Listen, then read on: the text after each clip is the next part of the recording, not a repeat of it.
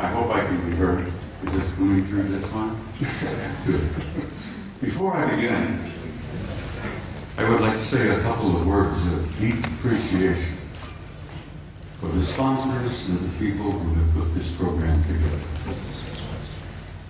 I've been involved in speaking publicly all over the planet and all over the United States.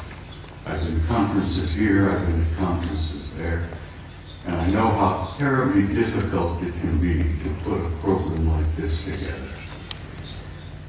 And I have to say, I have tremendous respect and admiration for the people who've done this.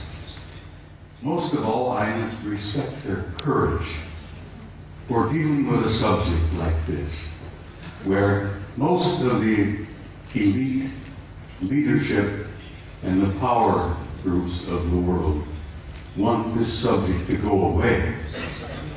And these courageous young men who have put this together are brave, and they deserve my respect and your admiration. And I want to say I thank you because I know what you did.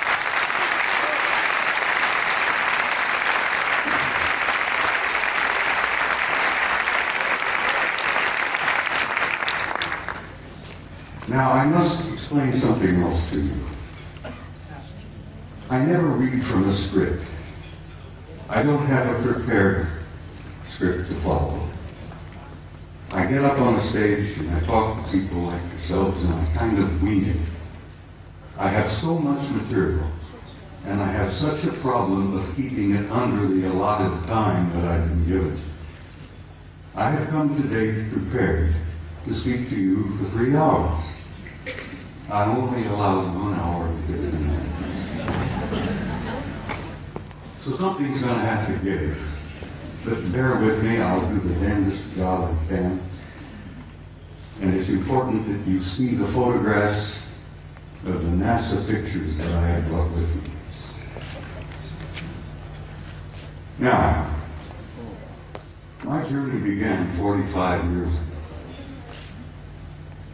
I began a journey that if I had known then what I know now, if I had known the pain, the anguish, the heartbreak that I was going to experience over these 45 years, I might not have started that journey at all.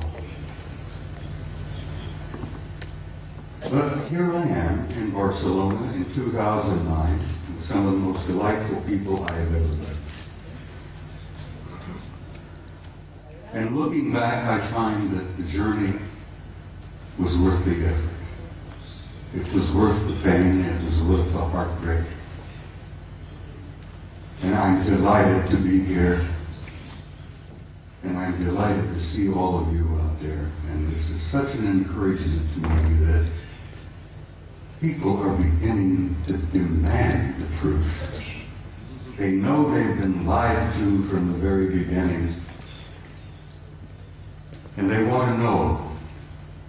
And I'm going to here this afternoon hopefully contribute one small measure to helping you understand and helping you know. Most of my adult life, or most of my first part of my adult life, I was a professional soldier. I was in the Army. I joined the Army in 1950 to avoid the draft.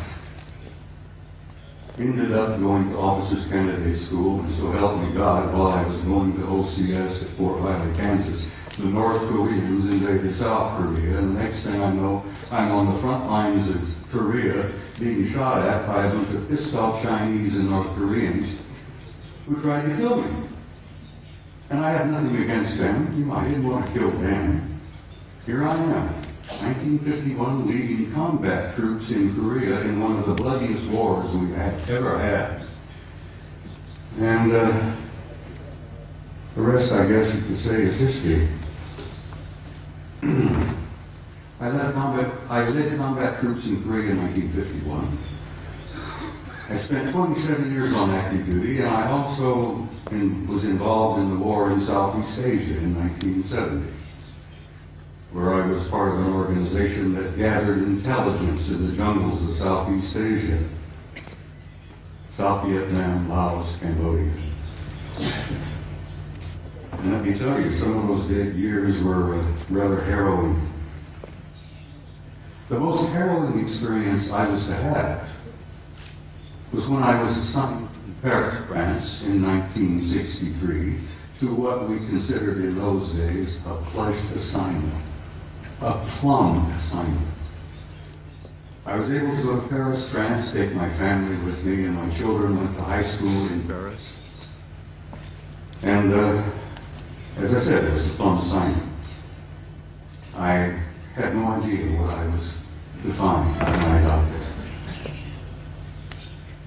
When I arrived in the summer of 1963, I arrived with a top secret clearance. When I arrived at Supreme Headquarters Allied Powers in Europe, which was located at that time at a small town known as Roquencourt, right outside of Paris,